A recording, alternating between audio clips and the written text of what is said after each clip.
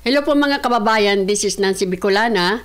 Dito na naman po tayo at pag-usapan po natin itong bago naman po na sinabi ni Senator Marcolita. This is about ito pong judge na nag-imbestiga, hindi ba?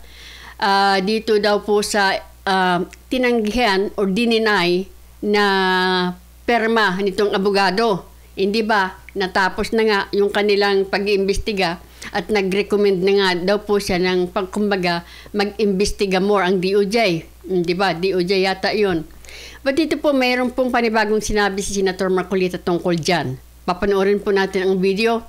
At hindi rin po niya nagustuhan yung bang kasi pinapakalat na kasi ni Senator Lacson na hindi sila nag-uusap. So gagawin daw niya, i-cross lang niya kung yung subpoena ba o anumang documents dito kay Senator Marcolita. Ngayon si Senator Marcolita, parang ano yun? Inutosan mo ako? Aba, ano, nakaka-insulto. Kumbaga, pakinggan natin si Senator Marcolita. Makikita po talaga ninyo ang paglilihis nito, ang talagang grabe ang ginagawa nila para hindi ito makarating sa mastermind. At itong abogado niya, ni Saldico, lumabas na rin, di ba? Ganon din, tanggi. O sino na ba? Sino na? Hindi ba? Tapos itong sila Boyeng. Aba, hindi pa nga po tapos ang investigasyon, parang nag-prejudge na sila. Wala naman daw pong sabi niya, kumbaga parang walang kasalanan si Martin Romualdez, kundi ang gross negligence lang. Ang parang sinasabi nila, na hindi pa tapos to ha. Na-prejudge na nila. Diba? Si din, si Lacson, itong sila Soto, hindi pa rin po tapos, hindi pa nga nila nakakaharap si Martin Romualdez. Although, I think si Soto po ay nakipag-usap kay Martin. Diba? Iimbitahan siya. So, bago po maimbitahan, bago po magpakita, mag-uusap muna kayo, Sito Soto. So mga kababayan, totoo lang po, tayo ay pinaglululuko na talaga tayo. Kaya yung galit ng tao ay hindi na po napipigilan. Kasi nga po, ito na nga, kitang-kita na mga kababayan na parang nililihis nila yung kumbaga kung saan dapat pumunta para makita yung mastermind. So, tumatanggi na si Saldico, tinatanggi na nila o kumbaga parang hindi na sinasabi na nila na walang kinalaman dito si Martin Romualdez. O sino na natitira? Di si Marcos. Total siya naman ang nagpumirma, di ba? Siya ang nag-go. Siya ang nagsabi okay. Siya rin ang umamin na siya ang nag-scrutinize ng mahigit 4,000 pages. Meaning, lahat ng nakita niya, kung talagang tinignan lahat yan, inokay niya. So ito mga kababayan, panoorin po natin si Senator Marcolita dito.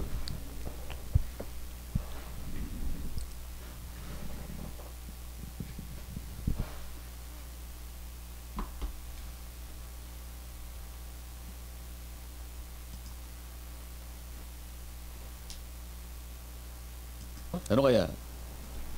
Kung ang pag-uusapan po ay forecast. O kaya naman ano kaya kung luminya yung mga contractors, pumunta lahat sa baka mamaya yung mga contractors na may kinalaman sa flood control, halimbawa, magsakripisyo sila na tumayo sila doon sa baybayin ng tatamaan ng super typhoon na to. Baka nga Baka mahiya ang bagyo pagka nakita sila, hindi ba? Siguro sa akin naman palagay siya, pag kung aamin yung mastermind dito, baka mahiya. Baka mapahinuha pa yung bagyo. Ang problema, ang mastermind pa yata yung hindi tatamaan nito sapagkat wala sa rito sa Pilipinas. Talaga naman, oo. Kaya naman sa ngayon, kaya hindi natin may alisin ang usapin sa flood control dahil sa tuwing paulit-ulit na ipinaalala sa atin ang kalikasan sa pamagitan ng pagdating ng maraming kalamidad. Yes. Pangunahin na yung mga bagyong malalakas na yan para sa ganun malantad ang katotohanan na pinagsamantalahan ng bansang ito ng marami nating mga kababayan na kung tawagin sila ay mga honorables. Ako po. Di ba? Ano po ang kahihirap natin? Alam mo, sila pa ngayon ang akala mo walang kasalanan di ba? Para namang hindi mo nakikita sa social media, pilit na iniiwas, pilit na isinisinsay, pilit na inililigaw Kunyari, ito yung daanan ng bagyo, di ba? Sabi mo, ang landfall niya is sa pagitan ng Isabela at Quezon. Ng Aurora po. Ng Aurora. Malapit ang Quezon dyan, magkatabi yan eh. Biglang nilagay sa Surigao. Eastern Seaboard din yun, di ba?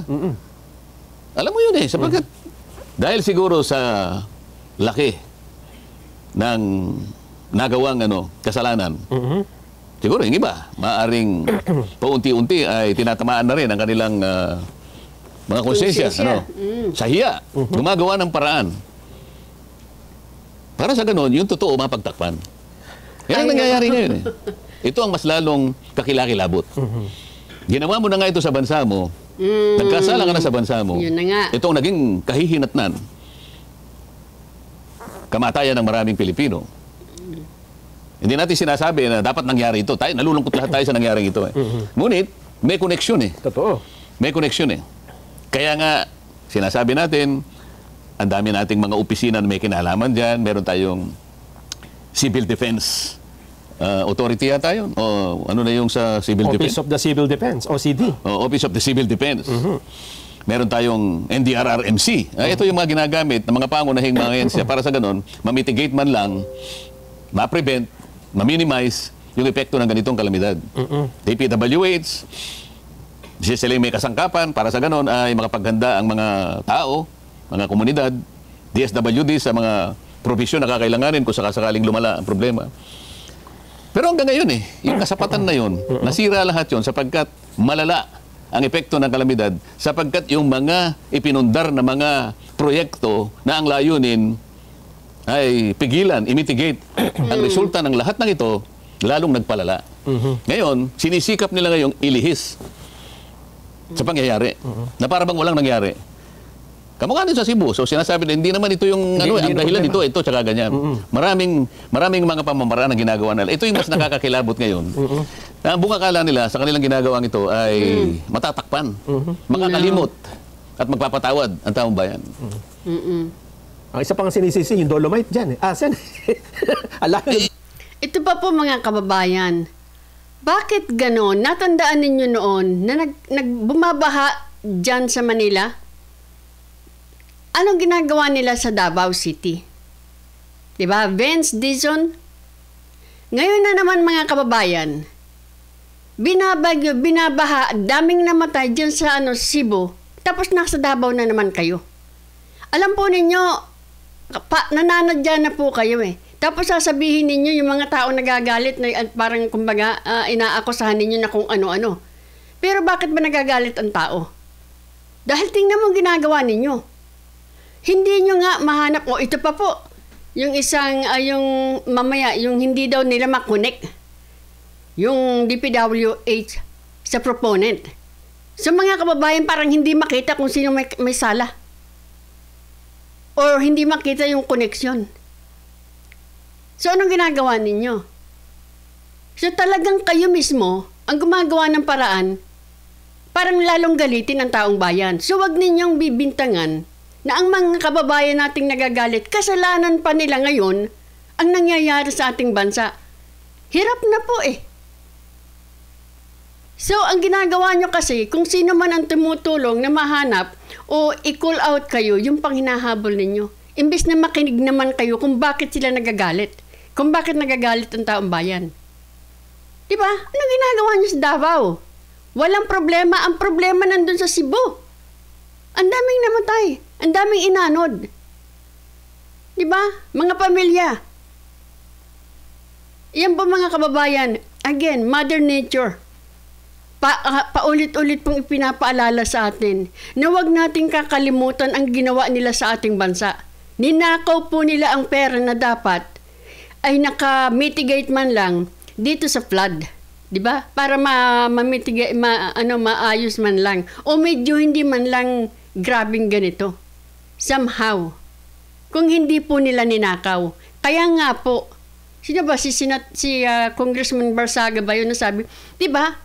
Hindi lang sa ninakawan nyo na ang taong bayan, marami pang namatay dahil sa pagnanakaw ninyo. Totoo lang. Pasensya na.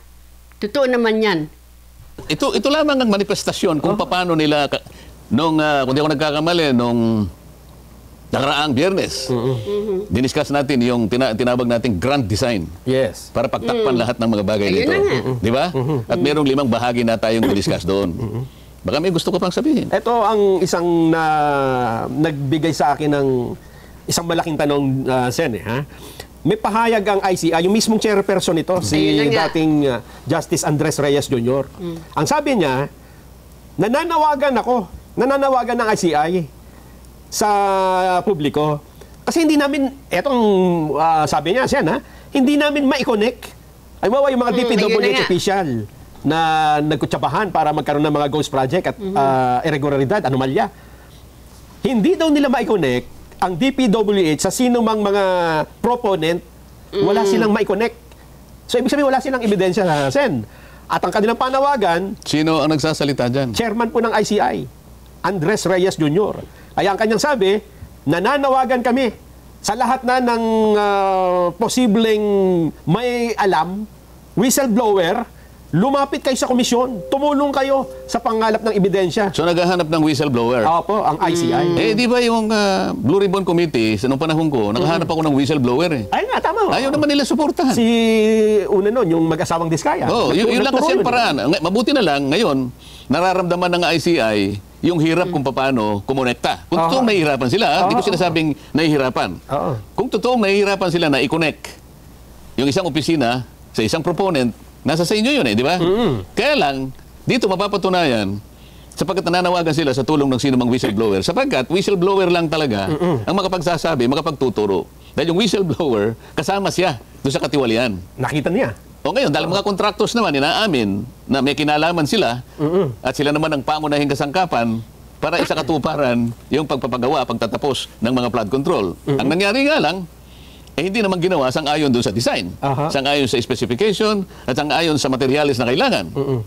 Hindi pa nga, multo pa nga, hindi ba? Yes. So, siguro ngayon madja-justify yung ginawa ko na kaya nagpilit ako na i-encourage sila, kayo po ka akong pinatawag dito na naunang binanggit ng Pangulo, 15 kayong contractor, magunahan na po kayo. Kasi po, mabigat ang kasalanan dito, plunder ito. So kung kayo po ay magkukwalify under the Witness Protection Program, baka po ang ganansyang makukuha nyo, hindi na kayo masasali doon sa criminal aspect. Pangkaraniwan ka kung ganyan, ang magiging katungkulan nyo na lang, yung civil liability. Ibig sabihin, kung napatunayan talagang mali naman ang pagkakagawa nito, kumita ka na limpak-limpak, mali naman yung kwentahin natin, ibalik mo sa gobyerno. Yun ang restitution. Pero hindi sa panahon na nag-a-apply pa lang. Ayun, para walang hadlang muna. Wala, kinakailangan, ini-encourage mo nga Ang hirap ngang kumuha Pagkatapos papatungan mo kagad ng isang requirement na wala naman doon, talagang ayaw mo makakuha. Yun ang nangyari. Talagang ayaw po nilang magkaroon ng na magsasabi kung sino talaga ang culprit. Tinatakot. Alam niyo mga kababayan, tinatakot ang mga tinatakot yung mga gustong, di ba? Ano po bang purpose nila dito sa pag-aatake nila kay Master Sergeant Cutesa?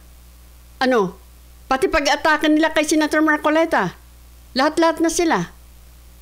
Parang nagkakaisa po sila na talagang iwasan ng husto para mapagtakpan yung mastermind. Ano pa? Bulag ka na lamang po kung hindi mo nakikita yan kasi nasaan ang intel ninyo? Yung intel fund ninyo. Ano niyang ginagawa niyo dyan? Buong government hindi malaman kung sinong may kakagawa nito? Talaga lang? Ngayon, dapat maintindihan na ng mga mamay. Ba't ko pinipilit? Kaya lang, yung mga ibang mag-isip. Si Marcoleta, kinakampihan ko raw. Samantalang ang layunin, napakalinaw. Sabi ko, gusto kong matukoy yung mastermind. Hindi naman sa sinasabi kong mastermind lang ako yung aking gustong matukoy. Kahit na yung butete at sapsap, huhulihin ko pa rin yan. Ngunit, ang pinakauna sa aking priority, yung mastermind. Kailangan ko yung whistleblower. Kaya nga gusto ko yung isang tao na magkukusa. At dahil nga sa gagawin na yon, medyo mapanganib naman yun sapagkat, siyempre, yung mastermind nakatingin sa kanya Gagawa't gagawa yun, ikapipinsala ng maring buhay niya, buhay ng pamilya. Kaya ilalagay mo siya sa Witness Protection Program. Ayun. Mga kababayan, sana po paulit-ulitin natin, we want the mastermind. Kasi po, ito po ay hindi nagkataon lamang. Malaki po ito. 1 trillion. Sa loob ng 3 taon. Ibig nyo sabihin, sila na lang? Kung sino-sino lang gumawa nun? meron po ditong siguradong nag-command. Di ba? Meron pa kayong pa-impeach dyan. O ano yun? Ayun, nagkataon lang din yon. Di ba? Itong mga pagnanakaw na to, nagkataon lang din yon. Yung beginning, yung nagkaroon ng People's Initiative, nagkataon lang din po yon. Yung nagkaroon ng AKAP, di ba? Nagkataon lang din yon. Ang dami pong mga bagay na parang halos lahat sila umiiwas. Kaya po tayo mga kababayan, huwag tayong titinag dito. We want the mastermind. Enough. Ang dami na pong namatay. Diba? Grabe po yung baha sa Cebu. Marami namang nakialam. Ang dami namang nagpasikat. Ganun ang nangyari. Ito yung isa sa paglilihis. Ngayon, na kinikilala ng ICI, ganun pala, kaimportante na magkaroon ka ng whistleblower. Ito malinaw eh. Sen, siguro, para patibayin natin yan, baka sabihin nila, hindi, gawa-gawa nyo lang yan na nahihirapan ng ICI. Di pakita, meron ba? Meron. Pakinggan ho natin si retired Justice Andres Reyes. Well, this scheme could have come from the USEC or could have come from the proponent who is a congressman or senator. As I said, it is like a negotiable instrument na yung pinapapasa yung check, discount all the way down to the last centavo.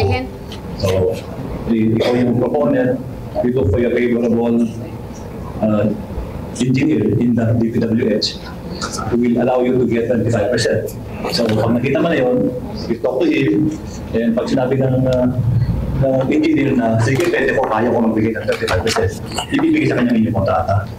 On that part man, after that, yung mag-engineer, mangarap ng contractor na willing mag-advance ng 25% of the contract price. So yung proponent, nakuha na siya ng 35%. After that, wala na siya pakialam doon, ano nagagawa na ng trabaho yung engineer na will haggle again kasi mga partihan sila doon. I think that's the general scheme, no? Yung part ng whistleblower, pakihanap nyo, ha? Kasi dito, kinuwento niya kung paano yung scheme, Sen, eh. Pero may part doon na nananawagan siya sa publiko. Yun ang hinahanap natin. Yun yung theory niya, yun ang scheme eh. Pero hindi ka pwedeng mag-prosecute based on a scheme. Or a theory. Kaya kailangan merong tetestigo. Yun ang patakaran ng batas natin eh. So kailangan merong tetestigo. Yun ang whistleblower. Ibig sabihin, Sen, sana yun ang napakita. Hindi, mamaya hanapin po natin. Yung mismong eksakto, yung nananawagan siya sa publiko.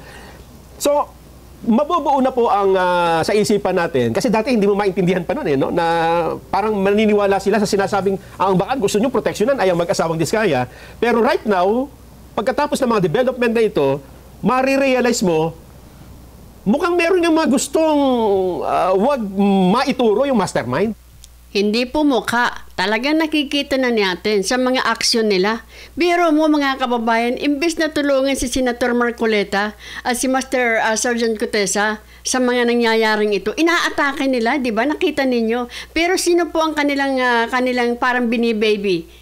Si Martin Romualdez. Di ba? Kayo na mismo kasi nagpapakita ng mga, hindi ko sinasabi kung ano man, pero sinasabi ko nga, bakit hindi na lang kayo tumulong? Bakit kailangan pa ninyong banata ng banata yung kapwa ninyo senador at yung dumating na witness si Master Sergeant Cotesa? He has nothing to gain. Alam ninyo yan. Pero yun inaatake ninyo. Pati yung paulit-ulit din ninyo sinasabi, ayaw tantanan talaga yung notaryo. Kasi daw po, yun ay dagdudugtong sa kredibilidad ni Master Sergeant Cotesa. Even though, paulit-ulit, hindi yung nagperma sa linya ng abogado, yun ang dapat hinahabol. Wala pong peke doon si Master Sergeant Cotesa. Ang peke po doon ay yung perma ng abogado. So yung abogado na yun o kung sino man yung pumirma, yun imbes na doon sila nakatutok, doon sa nameke, yung taong nagpanotaryo ang hinahabol. Yung nameke po ay yung pumirma. Hindi po si Master Sergeant Cotesa. Hindi po siya ang pumirma sa linya ng abogado. Mayroon. Hindi si Master Sergeant Cotesa. So bakit niya ipino-point out yan kay Master Sergeant Cotesa? Hindi naman siya ang pumirma doon sa linya ng abogado Di ba merong ditong pipirmahan si Master Sergeant Cudelsa, meron din naman pipirmahan din para sa abogado. Yung doon sa pumirma, doon sa linya ng abogado, kung sino man yung pumirma na yun, iyon ang namiki. Ginagawa nyo kami sobrang tanga Sa totoo lang. Pakita ninyo alin ang piniki doon. Nagpunta siya sa opisina. Nagpanotaryo siya. Pumirma siya doon sa kanyang line ng kanyang pangalan. Yung abogado pumirma doon sa linya ng abogado, sa line ng abogado. Hindi si Master Sergeant ang pumirma doon. Kung sino man yung tao, yun ang hinahabol nyo dapat. Kaya ayaw nila magkaroon ng whistleblower. Kasi nga, yung Diskaya, kung mapapansin mo, initial pa lang, nagpangalan na siya ng 17 members ng Kongreso. Wala naman nakagawa nun kung hindi siya. Ni si Alcantara at saka ni Hernandez, walang isang congressman silang naipakita. Pero dahil nagpilit siya na mapalagay sa Witness Protection Program, kinakailangan mo akong magbigay talaga ng substantial testimony, material talaga. Para yung pagka ikaw ay nag-apply dyan, at kung ikaw naman ay mapapayagan at ikaw ay magkukwalify, magiging state witness ka. Ayan. Sen, ito po yung sinabi ni ICI chairperson. Babasahin ko na lamang. Meron na ba? Sige. Ipakinggan na lang po natin. Chairman? As I said, we need whistleblowers because there is no connection from DPWH to the proponent.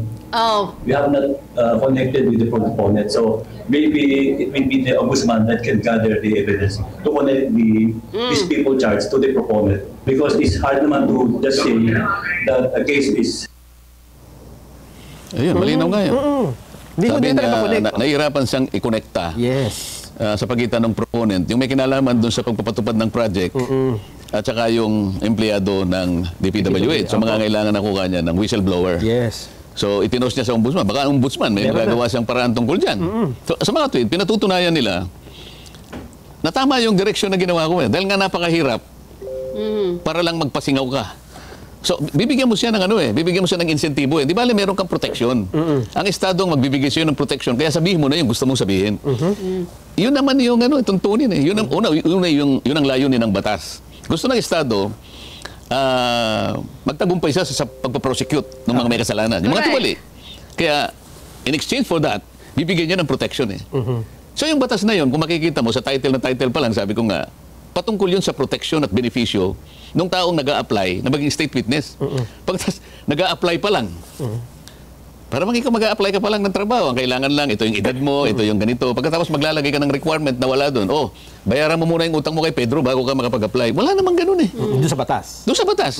So, hindi mo talaga gusto na mag-prosecute. Ibig sabihin, gumagawa ka ng paraan para... Gumagawa ka ng paraan dahil takot ka dito sa... dahil baka magsabi talaga ng totoo ito, kaya dinidiscourage mo, kaya maglalagay ka ng additional requirement na hindi naman sinasabi ng batas. Pinapahirapan mo. Pagkatapos sasabihin nila, si Marcoleta dyan. Si Marcoleta ayaw niyang magsoli. Hindi po, wala akong sinabing gano'n Ang sinabi ko, ang pagsusoli po sa bandang huli. Hindi po sa panahon na nag-a-apply pa siya para magamit siyang testigo ng pamahalaan. Dahil importante nga na ma-prosecute natin lahat ang mga tiwaling ito. Ano ba sasabihin ko sa kanila para maintindihan itong napakasimpleng gusto kong mangyari? Senator, nintindido po nila yan. Kaya lang talagang ayaw talaga nilang umabot dyan sa mastermind. Kaya nga po, hindi ba kayo nagtataka? Bakit ang inaatake ay yung taong gusto naman talagang mahanap yung mastermind? Di ba? Karugtong na rin po yan nung hininto nila yung pinalitan agad nila si Senator Marcoleta. Kasi dire-diretso na Sabi nga ni Senator Marcoleta, malapit na Bigla niyong pinalitan siya. Ngayon, dumating si Master Sergeant Gutesa, malapit na naman. Bigla kayong huminto na naman.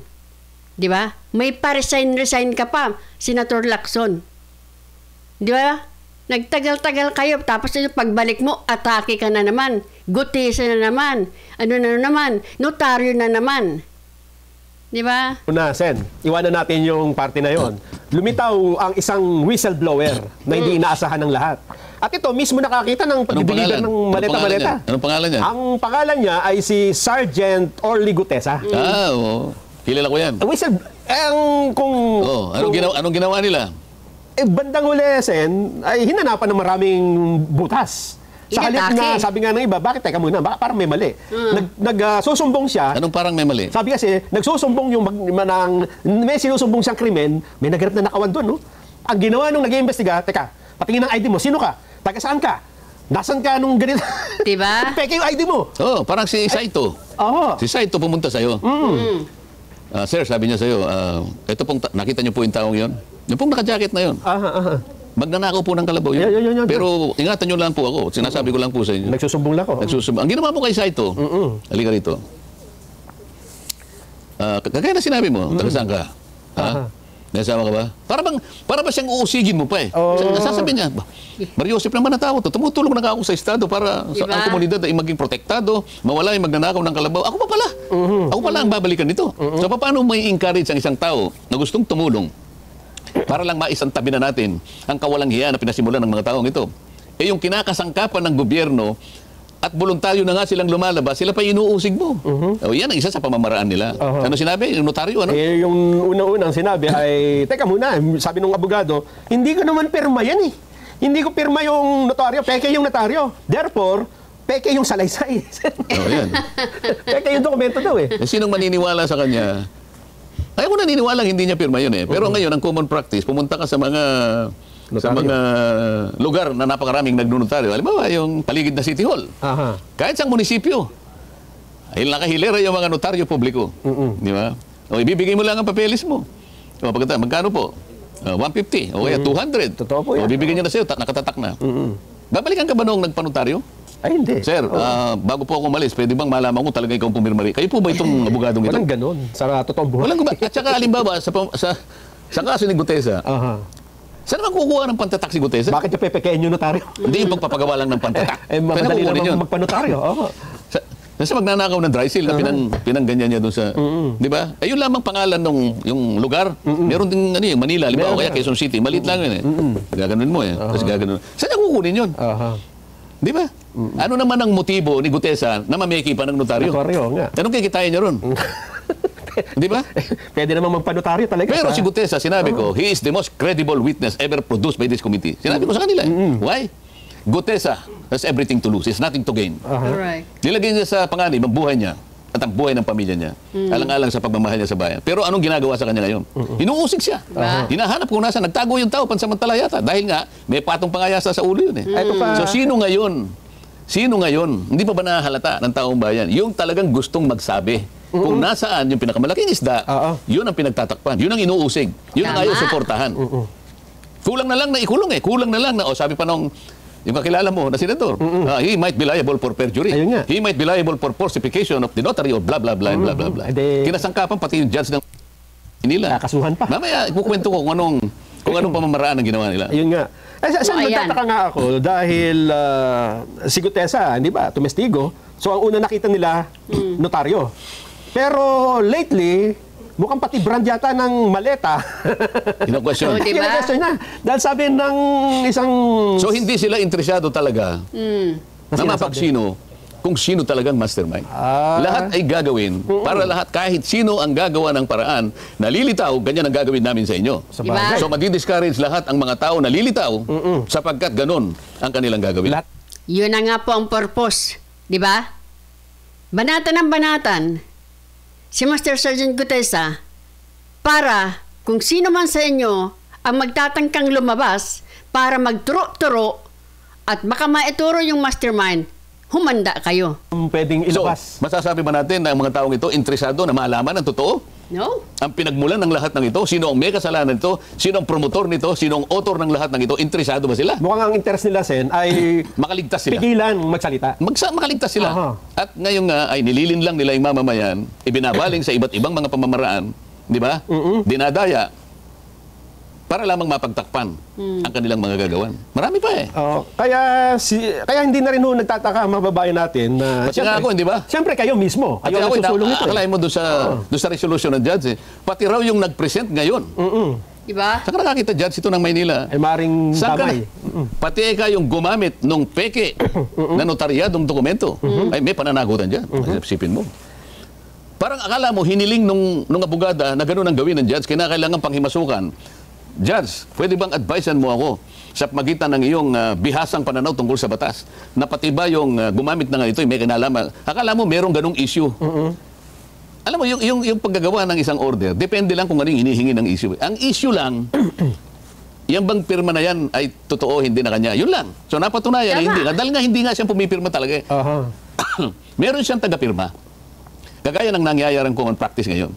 Hindi ang abogadong nandun, maglalagay siya ng sekretarya, isang staff na taga-pirma. Sapagkat ito'y naging industry na ito. Common practice. Common practice. Kumikita sila rito 150, 200, hanggang 1,000, depende sa nature ng dokumento. So pati ako ngayon titirahin. Alam mo bakit? May kinasangkapan siguro dyan. O di sabi ko, subukan mo. Para mag-aalaman tayo. Kasi parang hindi na-touch yung issue. Kasi ang ginawa nila, kinumpare yung pirma ng abogado dun sa nakapirma sa notaryo. So hindi nga magkatugma dahil hindi nga naman siyang pumipirme. Ang hindi kinalimutan niya. Kinalimutan niya na pumunta ako sa kanya. Ayan, bakit nga ba? Anong hinihiling niyo ba doon? Ako, ang pagpunta ko rito sa iyo, Judge, ay hindi ako interesado sa pirma. Sapagkat alam ko, hindi siya nakapirma dyan, but somebody else signed for her. Yan naman po ang kalakaran. Alam niyo po ninyo yan.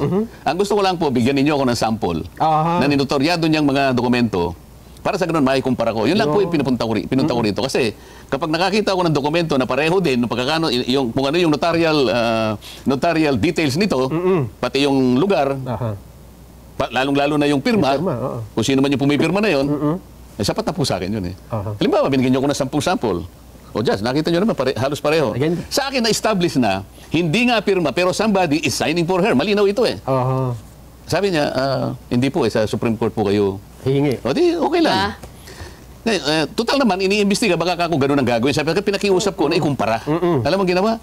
Nag-stick siya, dun lamang sa pirma. Sinabi ko nang hindi ako interesado sa pirma. Ito, lumitaw ngayon, na natapos niya na raw ang investigasyon. So, sumulat na ako, sabi ko, bigyan mo kami ng kopya. Sabi niya, hindi kita pwedeng bigyan ng kopya because you are not a party to the case. So, hindi po kayo kasi ang humihingi. Okay, so hindi raw ako party sa case. Nakalimutan niya, senador ako ng Republika ng Pilipinas at member ako ng Blue Ribbon Committee. Ang sabi niya sa sulat niya, I furnish a copy to the Blue Ribbon Committee. So inutusan ko yung staff ko. Pakitingnan mo ako nandun na at kumuha ka naman ng kopya. Alam mo sabi sa Blue Ribbon Committee? Wala kaming kopya rito. Wala rin. So sino ba nagsasabi ng totoo dito? Bakit parang inililigaw na naman? Meron kayo nakikita dyan? Ba't ganon? Sinabi ng judge, binigay niya yung kopya nung natapos niyang investigasyon sa Blue Ribbon Committee. Punta naman doon, o pinapunta ni Senator Marcoleta, yung staff niya, wala naman daw doon. Nakikita po ninyo dito? Hindi pa ninyo nakikita. Ano yun? Nagkataon na naman yun. Yung mga tao. Mukhang nabigyan lang yung chairman, Sen. O, di ba? O, ang ginawa ko ganito. Sumulat ako sa Korte Suprema. Ayan. Bigyan ninyo ako ng, humingi po ako ng kopya, kahit na sample po, kahit na tigtatatlong samples lang sa loob ng isang buwan, magmula nung Enero, Pebrero, Marso, Abril, Mayo, Hunyo, Hulyo, hanggang Agosto. 3 copies each. Sample. Ng notaryo ni... Notaryo nitong, ginrant ng ano. Ganun. Ginrant ng Supreme Court. Sabi, notwithstanding that this case has already been resolved by the blah, blah, blah. That considering that the request is legitimate, your request is granted. O di ngayon, pinapunta ko ngayon ang aking abogado. 3 sila dahil marami yun voluminous. Para makatulong na kayo kung ganyan, na kayo na yung humanap. Tulungan nyo na yung clerk of court. Dati punta naman nung Lunes, pumunta yung mga... Alam mo, sagot. Sabi ng clerk of court, ma'am, hindi po kayo pwedeng kumuha ng sample. Ito yung gano'n Supreme Court. Opo, pero kasi po, sabi ni Executive Judge. Na naman? Sabi ni Executive Judge, siya ang magdidesisyon kung anong kopyang ibibigay sa amin. So, pipiliin niya yung... Ito pong judge na to ay yung si judge na nagsabing, oo nga, piki nga yung perma ng abogadong si Peter Rose Espera. Di ba? Ngayon, nagkita ninyo ginagawa sa senador, hindi na nga binigyan ng kopya, pumunta siya sa Supreme Court granted na pwede siyang kumuha ng kopya. Ngayon, ayaw na naman siyang bigyan ng gusto niya yung ito na naman judge na to, itong executive judge na to, na ayaw magbigay kay Senator Marcoleta ng kopya ng kanyang pinag-imbestigahan. Ngayon, ang gusto na naman niya, siya na naman ang magdi-decide, kumbaga, from what I gathered sa sinabi ni Senator Marcoleta. Yung judge na yon ang magdi-decide kung anong ibibigay. Parang gano'n ang pagka-intindi ko. Yung may pirma na. yung pirma talaga. Paano ka ako itong ikukumpara? Sabi ko lang, humingi kayo ang kumuha. Siyempre, ang instruction ko, kumuha kayo yung malapit-lapit doon sa mga ganito. Baka nahihirapan kumuha. Maghanap. Hindi, bakit sasabihin ng executive judge na siya ang siya ang pipili? Naku po. Baka hindi lamang yung abogadang may problema rito. Ayan. Kikita nyo na. Bakit ganon? Diba? Bakit siya magdi-decide? Ako, Nelson, ako, magmula sa umpisa hanggang ngayon, kung ano yung tuntunin, kung ano yung tama, kung ano yung legal, ilalaban natin yan kahit saan tayo makarating. Yan. Bakit ganun ang kanyang actuation? Hanggang ngayon, ayaw akong bigyan ng kopya. Napal, hindi ako partido sa kaso. Sino ang partido sa kaso? Yung Blue Ribbon Committee? Hindi siya partido eh. Dito, sa sinasabi nyo. Doon sa petition nyo yan eh. Yung tungkol sa pirmahan. Ayun nga, oo. Nagpunta daw yung abogada para i-report, merong incident report, sabi niya, na meron pong gumamit ng aking pirma. Hindi ko po pirma yun. So, kinasangkapan ng NBI para lang, pinahirapan pa yung sarili. Sabi ko, hindi po yung pirma ang issue dyan. Gusto ko lang makakuha ng mga kopya ng notaryo sa opisina na yan para ikumpara ko lang.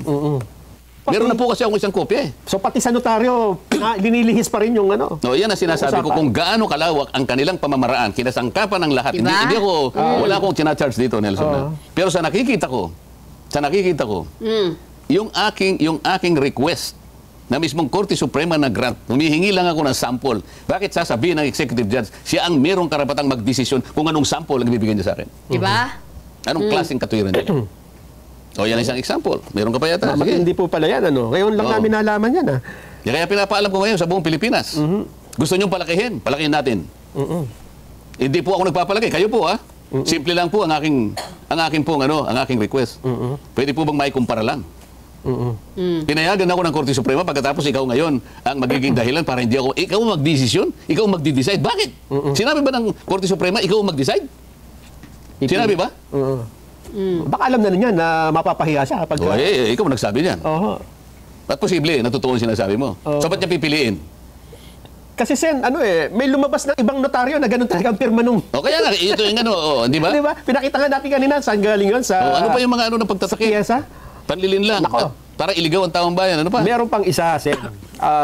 Yung bang latest kasi ito'y notaryo, medyo matagal-tagal na. Ang pinakabago, yung sumunod pala dito ay pati yung pagiging independent director ng misis nyo, nabanggit, ha? Lahat gagawin. Lahat na. Sinasabi. Pati asawa ni Senator Marcoleta, talagang po sila, sinusunod-sunod nila, katulong pa kayo ha, media, katulong pa kayo. Yung ibang mga mainstream media na malalapit sa administrasyon, kayo ha, tumutulong po ba kayo na mahanap ang mastermind o talagang tinutulungan lang ninyo na atakihin si Senator Marcoleta? Si Senator Marcoleta po ay nagtatrabaho lamang. Baka naman talaga po wala kayo talagang pag-asa na tumulong sa bayan. Kayo na po ang parang nagpapalala ng sitwasyon eh. Di man lang kayo tumulong. Kayo pa ngayon ang mga atake. Sana, kaya natin kinukwento to para lumiwanag sa ating mga mamamayan kung anong pamamaraan ang ginagawa nila. Lahat na ng kaparaan. Wala namang kinalaman ng asawa ko rito. Ayun na ho. At Independent director yan. Yan ay nasa batas. Katulad ng bangko, halimbawa. Ang mga bangko, katulad ng insurance company, sinasabi ng corporation code, pagka ganito ang nature ng isang industry, banking industry, kailangan maglagay ka ng independent director. So halimbawa si Diskaya, nag-deposit sa bangko. Ang asawa mo ay independent director. Sa bangko na yun. Kung mo ba si Diskaya ay kasama dito sa flood control, nag-deposit sa bangko, na kung saan director ang asawa mo, kasalanan ng asawa mo. May connection ng asawa mo ngayon kay Diskaya. Baka pagkagano, pati yung binilhan ng toyo. Samantalang yung independent director, alam nila ito eh. Walang kinalaman sa pagmimayari. Walang kinalaman sa management. Wala siyang connection. Affiliation. Kung relative ka, hindi pwede. Ng lahat ng may-ari. Ganon ka neutral, ganon ka independent, kaya ang tawag independent director. Pero pati yung pinuntahan, sa hangarin nila na mabutasan ako. Mukhang... Ganon ang akala nila. Pero ano nangyari? naintindihan ng taong bayan. Oo, tsaka huminto na sila doon eh. Pero may ba... Madali lang yun, di ba? Madali yung paliwanag. Meron pang bago. Kaya lang, paulit-ulit nila re-recycle. Yung sa Senate Blue Ribbon Committee, mukhang nagre-resume na yata sa November 14, pero Yan. ang napapansin ng marami, Sen, ay mukhang iba na yata ang gustong investigahan ng Senate Blue Ribbon eh. Parang kayo na Ba't mismo. mo naman nasabi yun? Parang may CCTV, tapos kayo yung tinitingnan sa CCTV, parang araw-araw yata kayo iniimbestigahan. Baka narinig mo yung interview ni Senator Ping na nagpakuraw siya ng... Kasi nahanap niya nga si Gutesa kung Ayun nasa... na, So opo. nagtanong-tanong yata. Ngayon, hindi malaman kung Ayan na. nasaan. Ano? Ngayon, tinanong siguro, paano nyo mapapasabpina kung hindi nyo alam kung nasaan? Yeah. Basta i-course ko yung sabpina sa opisina ni Senator Marcoleta. Sabi ko naman sa sarili ko, paano niya gagawin yun? Uutusan niya ako? Ibibigay sa pina sa'yo para dalhin kay ano? Ganun ba yun? Para utusan niya ako? Ah. Parang hindi na ganito yung ano eh, yung legal at kung ano yung dapat natuntunin namin sa Senado. Hindi mo pwedeng utusan ang kapwa mo Senador. Di ba? Ano dahilan? At anong authority niya? Kailangan nakabase lahat sa tuntunin, sa katwiran, sa batas. Bakit? Ako bang may custody kay Gutesa? Hindi Diba? na, dinala lang sa Kaya inyo. tatanungin ko siya, bakit mo kinor sa akin ito? Iniinsulto mo ba ako? Kung ayaw niyang makarinig ng ganun, kaya ko lang naman sinasabi, parang insulto naman sa akin yun. Ba't mo i-course sa akin? Sino ka ba? First of all, asan ang authority? Bakit mo sa akin i-course? Tsaka bakit pa CCTV ka? oo. Sabi, dapat daw hindi ako onion skin. Hindi ako onion skin. Pero tinatanong ko, tama ba yung ginagawa mo? Ba't kinakailangan kunin mo yung CCTV nang dumating si Gutesa sa aking opisina? Kinunan pa niyo kung anong oras eh. At kung sino yung sumundo. Alam ka naman pasusundo ko yung hindi ko kilalang tao o sunduin mo, merong isang taong nagngangalang ganito, nangako siya na pupunta rito, tingnan mo kung makakarating, kung hindi, wala tayong magagawa. Nagkataon naman dumating. So dumating daw at dinala sa aking opisina. Kanina pupunta yung tao, hindi ka akong kausap. Nini-expect ba niya na sa kanya pupunta? So tatanungin ko lang sa kanya, is there anything surreptitious or criminal? So ibig ba sabihin under surveillance ako sa'yo? Sino ka ba? Ito yung punto eh. Kaya alam mo, natin sa pinag-uusapan natin, hindi ba tayo iisang layunin natin? Hindi ba tayo magkasangga rito? Ano ba pakay mo? Right. Akala ko ba sinusuri natin, tinitingnan natin mabuti, alang-alang sa kapakinabangan ng ating bansa, nasa laula ng ating bansa. Ang aking pakay, matukoy natin kung sino ang malaking isda. Ba't tayo mo kung tulungan dito? Di ba? Ba't imbes na tulungan mo kung ano pinagagawa-gawa mo? Di ba? Kung gusto mo makarinig ng ganito sa letra, subukan mo. Sige. Hindi ako nag-umpisa nito, ha? Silang nag-uumpisa nito. Kung ano-ano, nag-i-interview siya, o yan, pinalutang niya, i-course niya yung sabpina sa aking opisina. Subukan mo. Yun ang sasabi ko sa'yo. Tapos na tayo. Sen, ito ay, November, ano na ba ngayon? 7. Meron pang dadaan ng mga peche. Baka kala nila, ito, live ito, ha? Kaya nga po eh. Ano ba tayo ngayon, 7? 7 po ngayon. Oo. Titingnan ko lang yung kalendaryo ha. Kasi may napansin lang ako sa kalendaryo eh. Kalendaryo. November 7 po ngayon, Friday. Meron pang dadaan ng mga peche. Ito, November 16, November 17, November 18. Hindi, November 14 naman daw yung sa kanya, di ba? Yung hearing. Maghihiring daw siya November 14, hindi ba? Ayun nga daw. Oh. O anong kinalaman ng 16? 17 at 18. 17, 18. Hindi ko rin alam. Tinatanong ko lang sa inyo, baka ano ba yung November... Ba't mo sa akin tatanungin ako, yung kalendaryo ng Blue Ribbon ang tinitingnan ko. Ako sa bagay. Magkaiba tayo ng kalendaryo. Ang sinasabi ko lang, wala akong kinalamanan sa kalendaryo. Ang ating pinag-uusapan dito, bakit sila gagawa ng isang bagay na wala sa tuntunin? Unang-una, under surveillance ba ako? Ba't kinakailangan tingnan mo yung CCTV? Kung yung bang pagpunta ni Gutesa doon ay kinapalooban ng isang bagay na maaaring labag sa batas o meron akong iniisip na labag sa batas, iniisip ba niya na doon kami magkikita sa opisina ko? Open ako eh. Ang sa akin ay malinis, open. Kaya wala akong tinatago eh. Di ba? O gusto niyang marinig ko kung ano yung pinag-usapan namin. Ito yung problema eh. So, pag tinanong ko, under surveillance ba ako? Ay, hindi naman, siguro. Di ba't mo ginagawa ito? Gusto ko rin malaman ng mastermind. Di ba? Mukhang taliwas nga po. Taliwas nga eh. So, ibig sabihin nito, lumilitaw. We are not on the same page. Iba yung layunin mo sa layunin ko. Ako, mula't-mula pa hanggang ngayon, tinitindigan ko, isa lang. Kailangan nating maayos ang problemang ito at isa lamang ang dapat mangyari. Malampasan natin ito at hindi magagawa lamang natin yan kapag natukoy natin kung sino ang pinakamalaking isda. Mukhang pasalungat nga po no? No, di ba? Mukhang pasalungat nga. Mauhuli na eh. Sinira yung balisasa eh, di ba? At saka parang... Kapampangan yung balisasa, alam mo ba yun? Oo. Parang... Mauhuli mo na yung isda eh. Bigla nag-time out. Akala mo yung ano eh, pinatid niya yung... Di ba? At saka walang hearing, katagal-tagal. Oh, yun pa. Pareho ha, Senate Blue Ribbon tsaka ICI. O tinangka niya na mag-resign muna. Pagkatapos biglang nawala na. Isipin mo naman yung pagkatapos ni Gutesa, nag-resign, pagkatapos hindi na tumawag ng meeting. Tigil muna. At pagkatapos sasabihin niya ngayon, kinukuha ko uli. Teka muna, may maniniwala pa sa inyo. Mga kababayan, kita nyo na. Marami po silang ginagawa. Iaminin man po ninyo hindi ninyo maaalis sa isipan ng taong bayan yung ginagawa ninyo. Ayaw nyo makipagtulungan kay Senator Marcolita. Bakit? Di ba? Lahat na lang ng ginawa niya. Pinintasan po, pati ba naman yung klase ng malita napapansin mo, Senator Lacson? Di ba? Sa mga kababayan, yun lang po.